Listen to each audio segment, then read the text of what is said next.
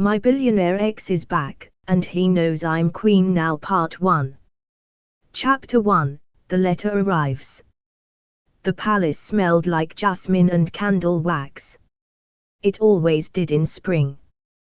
The marble corridors of Al-Rais's royal residence gleamed under shafts of filtered morning light, the walls hung with ancient portraits and newer ones still drying in their gilded frames. The air carried a deceptive peace, the kind Ava had grown almost suspicious of. Peace, for her, never lasted. She stood barefoot in the nursery doorway, arms crossed over the silk wrap that clung to her like a second skin, watching Lila chatter softly to a stuffed lion in her crib. Morning light danced across her curls. Somewhere deep inside Ava's chest, a pressure eased. Lila was safe. She was healthy. She was, miraculously, still asleep past 7 a.m. Ava nearly cried with gratitude. Behind her, faint palace sounds stirred, someone polishing the throne room sconces, a team prepping breakfast in the royal kitchens, the distant clink of silver on porcelain. Ava hadn't had coffee yet, and already she was exhausted. Not tired like a woman who needed sleep, but like a woman who'd built a new life out of broken things and had finally dared to believe it might hold. She padded softly down the hall toward the royal private wing, rubbing her temple. Today marked 1 year. 1 year since Vegas. 1 year since waking up with a stranger's ring, a hangover that could kill a horse, and a selfie with a man who turned out to be a literal crown prince. 1 year since Ava Garcia accidentally became a queen. She'd almost forgotten who she used to be: broke graphic designer, failed fiancé, pizza-addicted night owl, emotionally allergic to commitment. Almost. Until that morning. Until the letter arrived. Fatima found her in the sunroom, nursing a lukewarm espresso and pretending to read a report on sustainable trade tariffs. Ava looked up, instantly alert. Fatima rarely interrupted unless someone was bleeding, or going viral. "You need to see this," she said, holding out a thick cream envelope. No return address. Hand-delivered. No record of who brought it in. Ava blinked.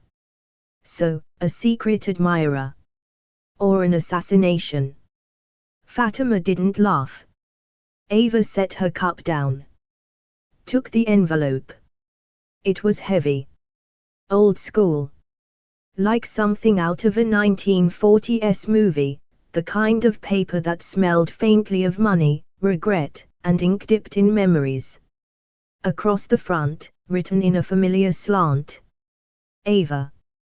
Just that. No title. No surname. Just her. The moment she touched it, she knew. The pulse beneath her skin changed. Her stomach dropped 3 degrees. Her fingers hesitated over the seal, just long enough for Fatima to notice. "You okay?" Ava didn't answer. She slid a nail beneath the flap and opened it. Inside, a single photograph. She stared. The air left the room. She blinked once. Twice. The image didn't change.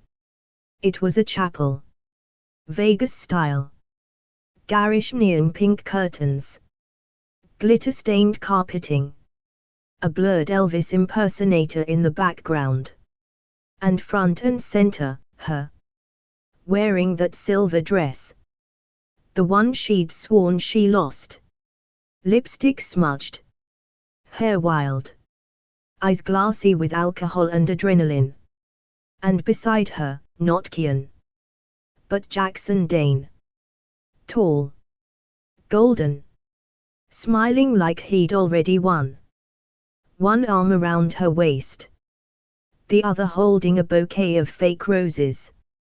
Ava's mouth dropped open. The time stamp in the lower corner flashed like a ghost. The 14th of April, 11:39 p.m. 1 hour. Exactly 1 hour before she met Kian. There was a note scribbled on the back in thick black marker. You might want to see this. JD. And underneath, just to twist the knife. P.S. You said yes. Fatima's voice came from far away. Who is JD? Ava's vision blurred. She pressed her fingers to her lips, heart crashing against her ribs like waves in a storm. She hadn't seen that face in over a year. Hadn't heard that name spoken aloud in almost 2. And yet here he was. Just as handsome. Just as dangerous. Jackson Dane. The man who shattered her heart long before fate and Vegas threw her into a prince's arms. He wasn't just back. He was watching. He knew. And he'd waited for today, the anniversary. She closed her eyes, willing her pulse to steady. But all she could see was the photo, burned into her brain. Her past had just kicked open the palace gates. And it wasn't leaving quietly. Chapter 2. You might want to see this. The silence was deafening.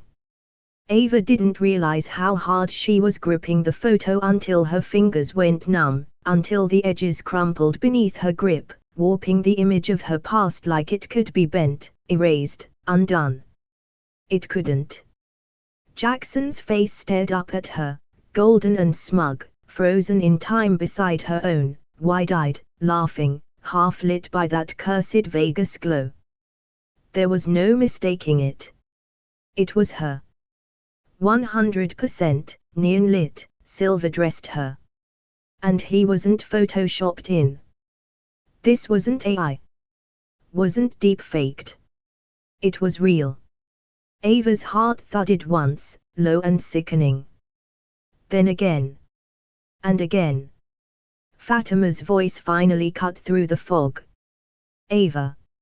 She blinked and looked up.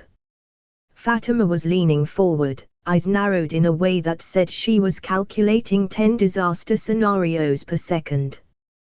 Who is that man? She asked again. Ava opened her mouth, then closed it. She had no words. None that could explain Jackson Dane. Because how do you explain the man who once promised to marry you, only to ghost you 2 weeks before the wedding? How do you explain the man who made you believe in forever, then walked away without a goodbye? The man who left a ring, a 10-word breakup note, and a crater in your life so deep, you ended up drunk in Vegas trying to forget he ever existed. That man was Jackson. The first man she ever loved. The first man to destroy her. And now he was back. Not in person. Not yet. Just in print. In pixels. In a moment, a single image, that could detonate her life. Ava rose slowly from her seat in the sunroom. I need to talk to Kian. But before she could take a step, her phone buzzed on the table. Then again. Then again. A sharp, insistent rhythm. Notifications lighting up like wildfire.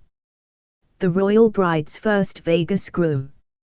Breaking, leaked photo shows Ava Garcia in wedding chapel with billionaire CEO, not Prince Kian. # queen in question trending worldwide. Ava's mouth went dry. No, she whispered. Fatima's brows shot up as she grabbed the device. It's already out. What? Red flags everywhere, it's hitting Twitter, Instagram, TikTok. There's a Vegas wedding chapel TikTok page claiming it was their venue. Ava's knees nearly buckled. Fatima sprang into motion. I'll alert the PR unit. Get the comms team. Crisis protocol. We go into lockdown until. But Ava didn't hear the rest. Her ears were ringing. She could only see the headline. Only feel the weight of the photograph in her hand. How? How the hell had he timed this so perfectly? The letter had only arrived 20 minutes ago. And already it was everywhere. Unless her breath caught. He hadn't just sent it to her. He'd sent it to the press, too. Ava spun around. Where's Kian? Fatima hesitated. Where? She demanded, her voice sharp now. He's in the West Wing, Fatima said. Meeting with the Sovereign Investment Authority. Ava's blood ran cold. You mean, the investors? Yes. Why? She swallowed hard. Because that was the very deal Jackson's company had supposedly been part of. Because this wasn't just emotional sabotage. It was strategic. This was a move. 10 minutes later, Ava was walking, no, storming, through the marble halls of the palace, past gold pillars and stunned staffers, the picture still clutched in her fist. By the time she reached the conference room, she didn't wait for an introduction. She threw open the double doors like a woman who'd ruled this place forever. Kian looked up instantly. So did every man in the room.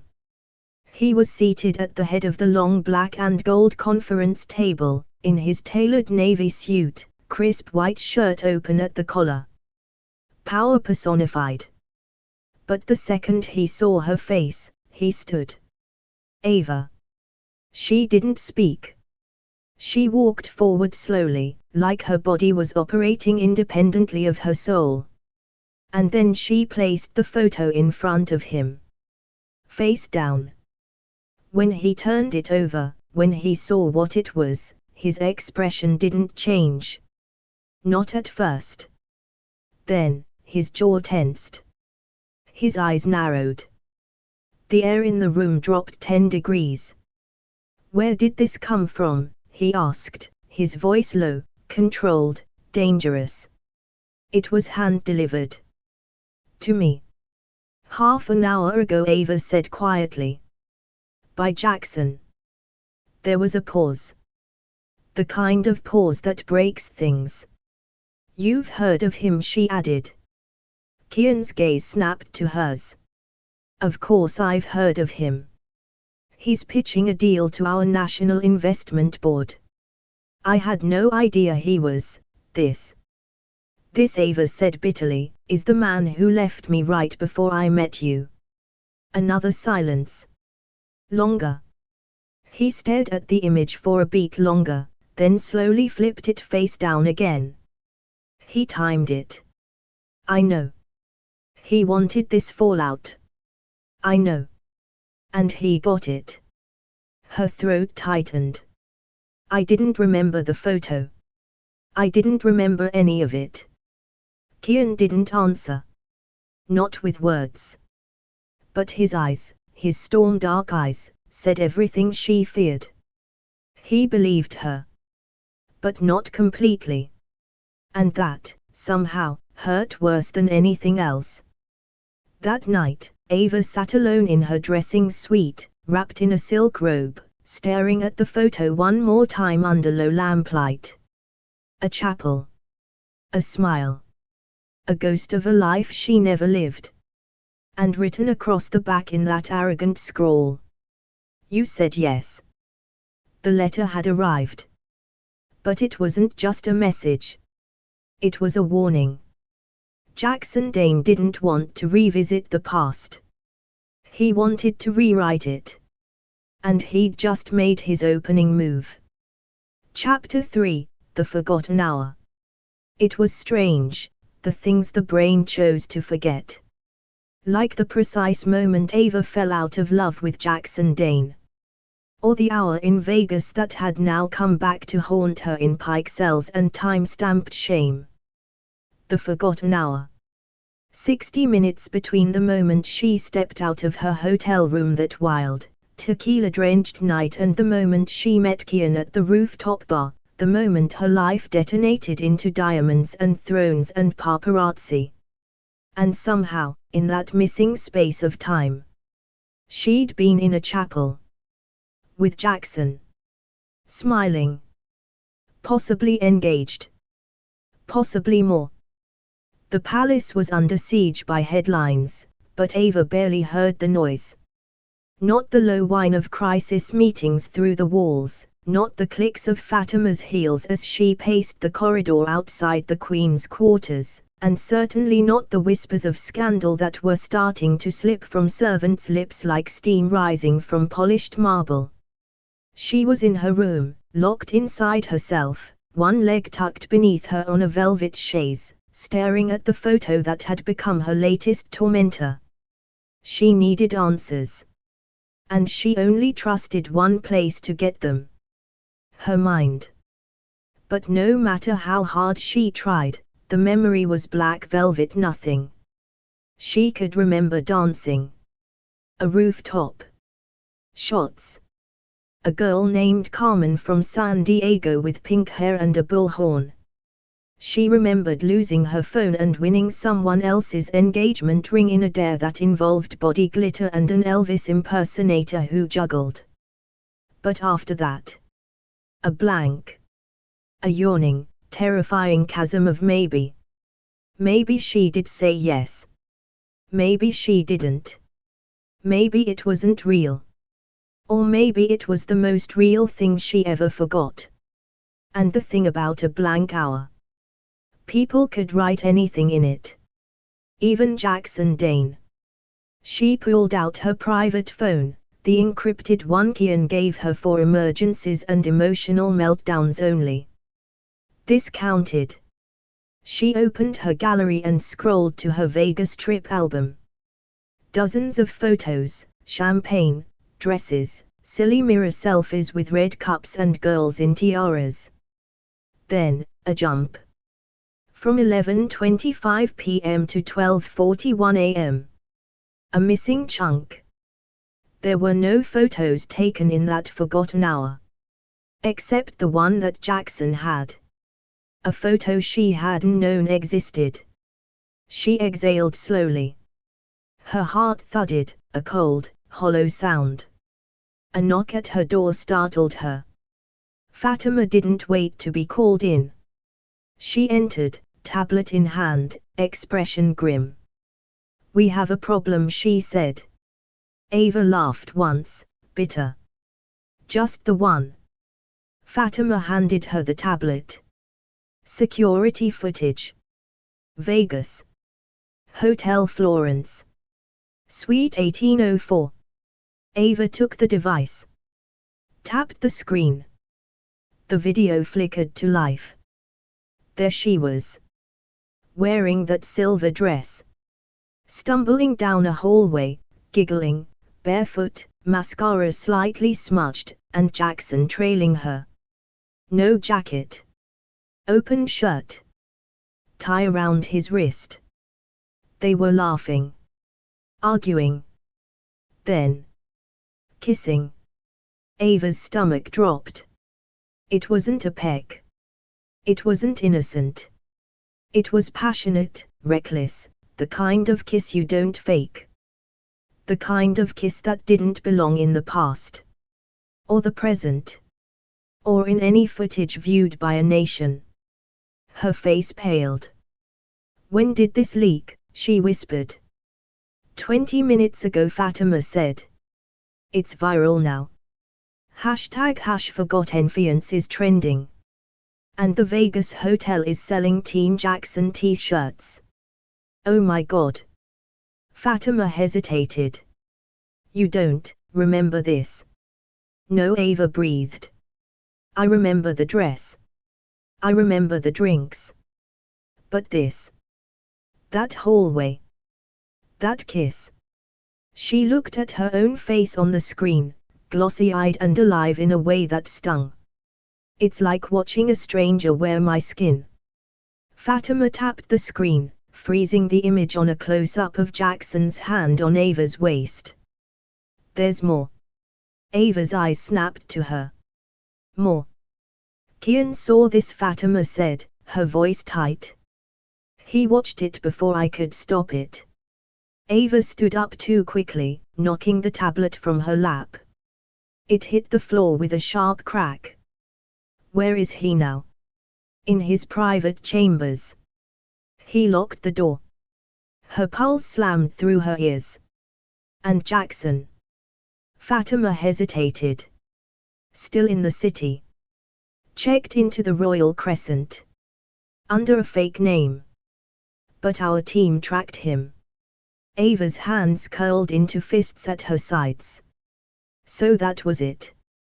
He'd dropped a nuke on her life, cracked open the part of her memory that had mercifully sealed itself shut, and now he was lounging in luxury, probably sipping something vintage and venomous, watching her world burn.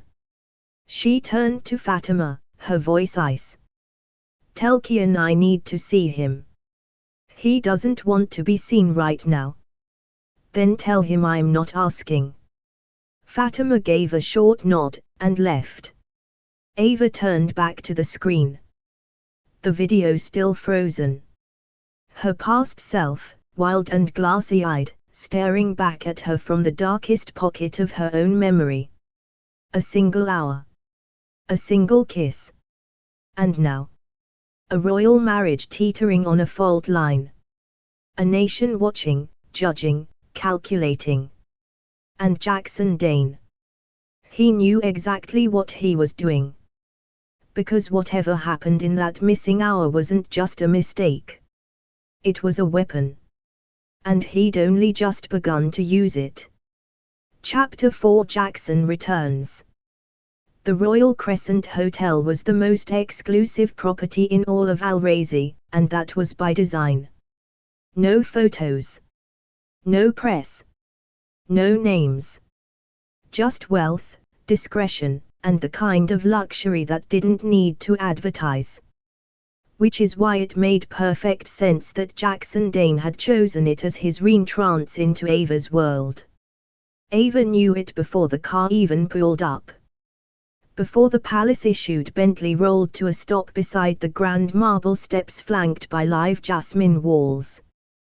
The moment she stepped out onto the red stone drive, she felt it, that pressure in her chest. That old, familiar hurricane. It had a name. It had a face. And it was waiting for her in the presidential suite. The elevator ride was silent. Ava stood tall in a sharp ivory pantsuit, her hair twisted into a high, royal chignon, sunglasses covering the sleep she hadn't gotten. Fatima stood beside her, stone-faced. 2 palace security officers flanked them, guns at their hips, earpieces crackling with intel. The hotel manager had tried to insist they needed a formal invitation. Fatima had silenced that idea with a look. Ava wasn't here to make friends. She was here to make sure the man who just firebombed her marriage didn't do it again. Ding. The elevator doors slid open onto a private foyer, gleaming gold and cream. Fatima hung back. Ava stepped forward alone. She didn't knock. She walked straight in. The presidential suite was disgustingly perfect. Clean lines. Black marble. Soft jazz playing low. Floor-to-ceiling windows framing the city's skyline like a crown. And on the terrace, standing with his back to her, one hand on the railing, was him. Jackson Dane. He turned at the sound of her heels. And Ava forgot how to breathe for one single, traitorous second. He looked exactly the same and nothing like he used to. The golden brown skin kissed by desert sun, the sharp jawline dusted with the kind of beard that said I don't try, I just wake up like this.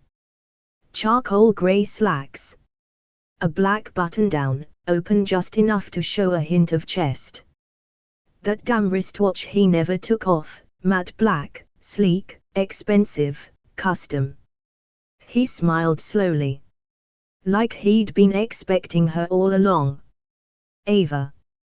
Her name on his tongue hit her like it always had, smooth, rich, and dangerous. You look sharper, he said. Colder. I like it. Cut the crap. He held up his hands. You're angry. That's fair. You leaked that photo. He tilted his head. Leaked. That's such a harsh word. I shared something. With you. And the public. Transparency matters, Ava. Especially when a queen's past involves, what was it, 2 men in one night? Her eyes narrowed. You always did love a spectacle. He shrugged. You always were the main event. She took a step closer. You don't get to do this. I already did. You're sabotaging my life. Jackson smiled, but it didn't reach his eyes. You mean the life you built after pretending you hadn't just been with me hours earlier? After pretending Vegas never happened? His voice dropped lower. I was there, Ava. You said yes. You wore the ring. You kissed me like it still meant something. And then you vanished. Because I blacked out, she snapped. I don't remember any of it. He held her gaze. Convenient. Her hand itched to slap him. He stepped forward, voice softer now. You don't remember the chapel. The rooftop toast. What you whispered to me in that ridiculous plastic veil. Don't. You said, maybe this time it'll stick. Ava's breath caught in her throat. That sounded like something she'd say. Something broken and sarcastic and tipsy enough to be real. He moved closer. And in that moment, he wasn't the enemy. He was the man she once knew. The one who used to bring her coffee with whipped cream and call her baby shark when she got angry. The one who used to build empires by day and slow dance with her in kitchens at night. Why are you really here? She asked, quietly now. Jackson's smile changed. Less flirtation. More precision. I'm here for business. She laughed once. Bitter. What, you want me to believe your surprise Vegas engagement, your viral photo drop, and your pitch to the Al-Razi Sovereign Investment Authority are just coincidence? I don't believe in coincidences, he said. I believe in leverage. Her blood went cold.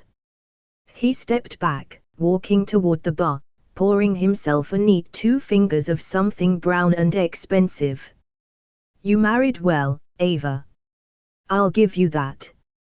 But not even a crown can keep your secrets buried forever. She crossed her arms. What do you want? He turned back to her. All charm now. Devil in Armani. I want you to remember. I don't. Then you'd better start trying.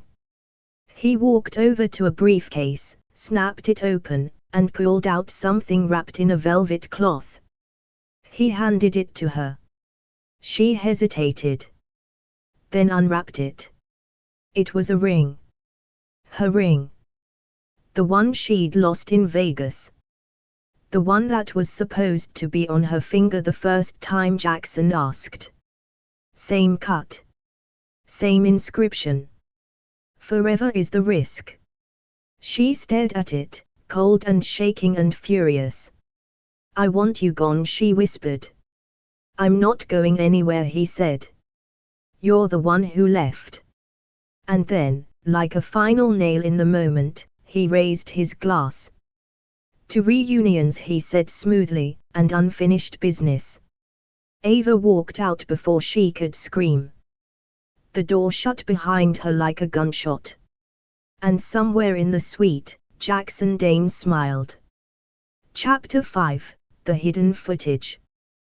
The palace was silent, but it wasn't calm. Silence in Al-Razi's royal corridors never meant peace. It meant watching.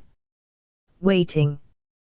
Tension suspended like a chandelier on a single fraying wire. And Ava felt every crackle of it beneath her skin. She didn't return to her private suite after the confrontation with Jackson.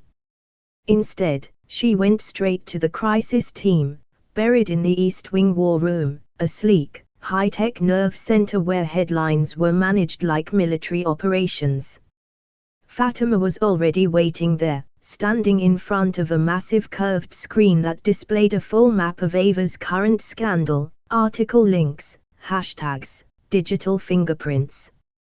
The palace comms director was in mid-panic, 3 interns furiously editing press releases no one would read. But it wasn't any of that stopped Ava cold. It was the image frozen on the main screen. Her kissing Jackson. And not just a kiss. A full body, hands in hair, mouth on mouth, unholy kind of kiss. The kind of kiss that whispered we have history and screamed we're not done. Ava stared at the screen, unmoving. Fatima didn't look at her. She didn't need to. Her voice was clipped, professional, betraying only a sliver of the fury she was holding back. It's real. No manipulation, no filters. Time-stamped. Vegas. Hotel Florence. 36 minutes before you met Kian. Ava swallowed. Her mouth was dry. Where did it come from? Fatima tapped the tablet in her hand. Anonymous Dropbox link. Sent to over 24 media outlets. Same time it was delivered to our servers. So he timed it. Oh, he orchestrated the entire thing, Fatima said. That man is playing chess while the rest of the world's still figuring out checkers. Ava exhaled slowly, trying to process the image. She didn't remember the kiss. Didn't remember Jackson's hands sliding around her waist.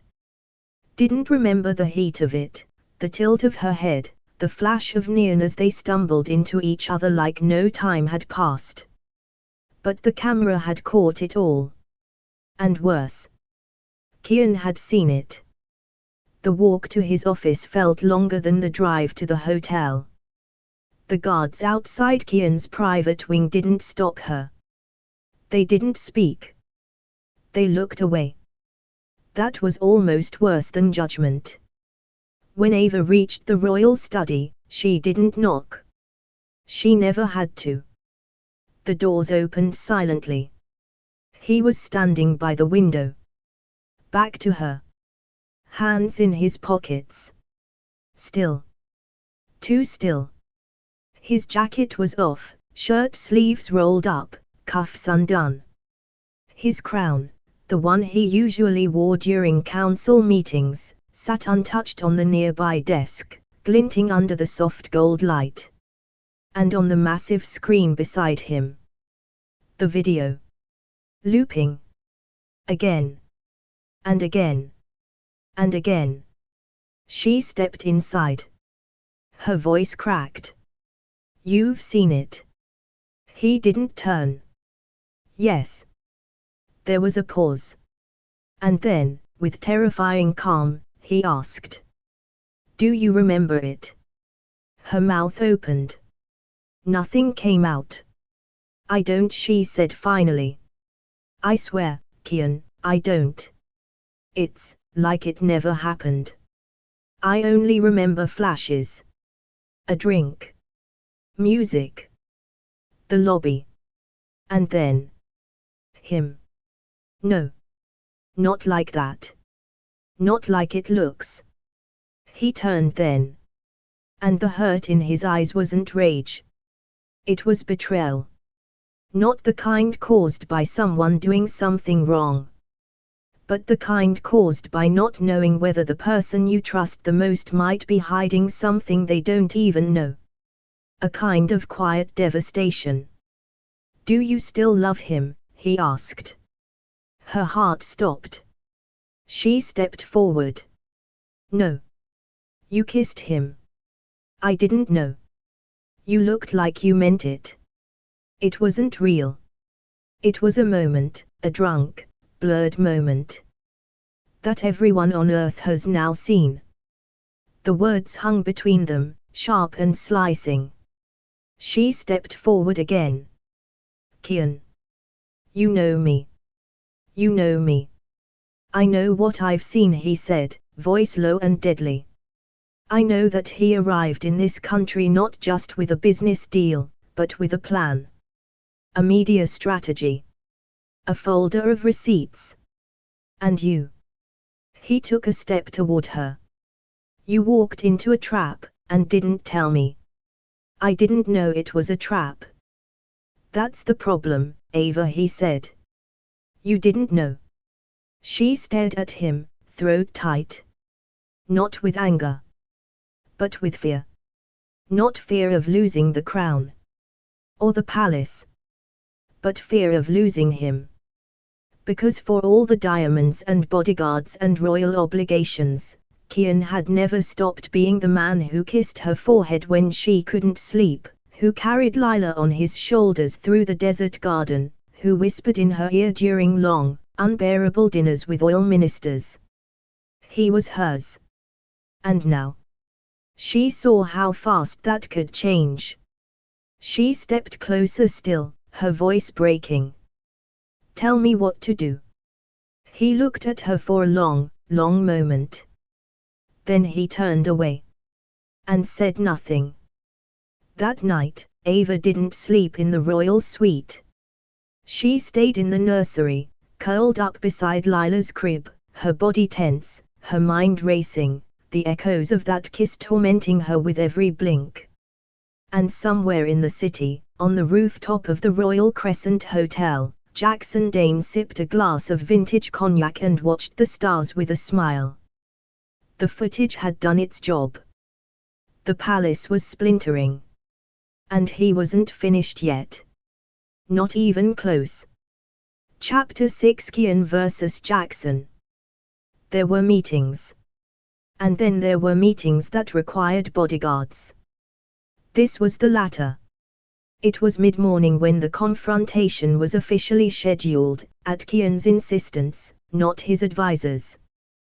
The palace's legal team had begged him to handle it privately. His brother, Crown Counsellor Rami, warned against emotional escalation. Even Fatima had tried to reason with him. He's baiting you. Don't give him the reaction he wants. But Kian didn't flinch. He looked at her like a king who had already decided. And when he spoke, it was quiet. He came for my wife. He kissed her. Then he leaked it. A pause. I'm not here to react. I'm here to make him regret. The palace security team cleared the West Wing's diplomatic salon, an opulent but controlled space used for tense negotiations, formal interrogations, and, once, a peace treaty between two countries that nearly went nuclear over oil rights. But even that meeting hadn't hummed with the kind of quiet, coiled violence filling the air now. Kian was already in the room. He wore no ceremonial robes. No medals. No crown. Just a slim black suit, tailored to brutal precision. No tie. Collar open. His jaw was clean-shaven, but sharp enough to slice through glass. He looked every inch the ruthless monarch of a modern empire. He stood near the window, arms folded behind him, spine straight. Waiting. Then the door opened. And Jackson Dane entered like he owned the air he walked through. Casual perfection. Grey wool blazer over a black t-shirt, fitted like armor. Custom leather boots. Gold cufflinks. That expensive, entitled air that screamed power, the kind earned, not inherited. One hand in his pocket. A single eyebrow raised like this was a dinner reservation, not a war room. They locked eyes. No greetings. No handshakes. Just silence. And enough testosterone to knock satellites out of orbit. Kian didn't speak first. He let Jackson approach. Lovely place, Jackson said, glancing around. Very Versailles meets Billionaire meets don't he touch anything. You're not staying long, Kian replied coolly. Depends on how interesting this gets. Jackson walked to the center of the room and casually took a seat in one of the carved chairs. He didn't ask. Just sat, legs sprawled, fingers drumming against the wood arm. Kian remained standing. I assume this is about the footage, Jackson said. Kian's jaw flexed. I assume this is about you knowing exactly what you were doing when you leaked it. Jackson smiled. Do you not believe it happened? I believe you waited over a year to use it. Timing is everything in business. This isn't business. Isn't it? Jackson's voice darkened slightly. The day I lose her, she becomes queen. The day I fly in for a corporate deal, I'm the villain. Maybe it's not just about Ava. Maybe it's about the story people prefer. Kian's eyes sharpened. You wanted her back. So you tried to ruin her. I remember her, Jackson snapped.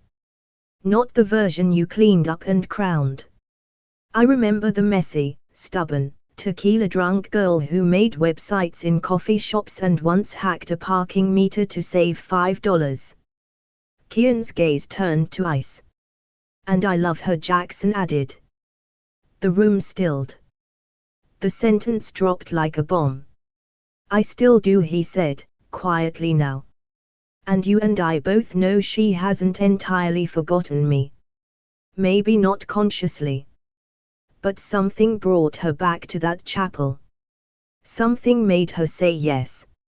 You don't know what she remembers, Kian said softly. I know she looked alive in that kiss. And I know she hasn't spoken to you in over a year, Kian replied, stepping closer, low and lethal. She chose me. Over the chaos.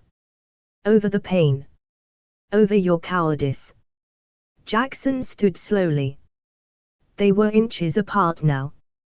You think this ends with one scandal? Jackson asked. You think your throne and your diamonds and your precious kingdom can protect her from what's coming? Kian didn't blink. He leaned in.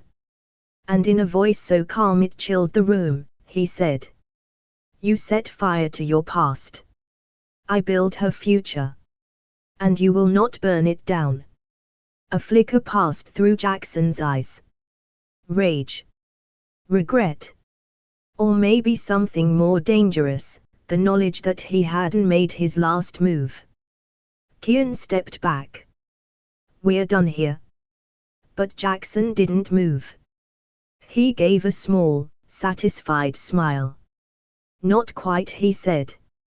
He reached into his jacket pocket. Pulled out a small envelope. Threw it on the table. Kian didn't look at it. More footage, he asked dryly. No, Jackson said.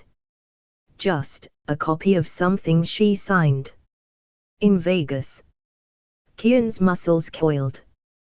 Jackson's grin widened. Paperwork has a longer memory than a drunk girl with a wedding ring, he said. You might want to read it. With that, he turned and walked out, like he hadn't just set the room on fire. Kian didn't open the envelope right away. He stared at it. A small, innocuous rectangle of cream-colored paper. It might contain a joke. Or it might contain something far worse. Something that could unravel everything. Because Jackson Dane hadn't just come for Ava's heart. He'd come for her entire identity. And for the first time since taking the crown. Kian didn't know what he'd find when the truth was finally opened. Thanks for listening to Billionaire Romance Stories, where love meets luxury in the most unexpected places. If you enjoyed this story, make sure to like, subscribe, and drop a comment. We love hearing your favorite twists and wild theories. And don't forget to ring that bell, because in this world of yachts, secrets, and steamy romance, the next story is always one scandal away.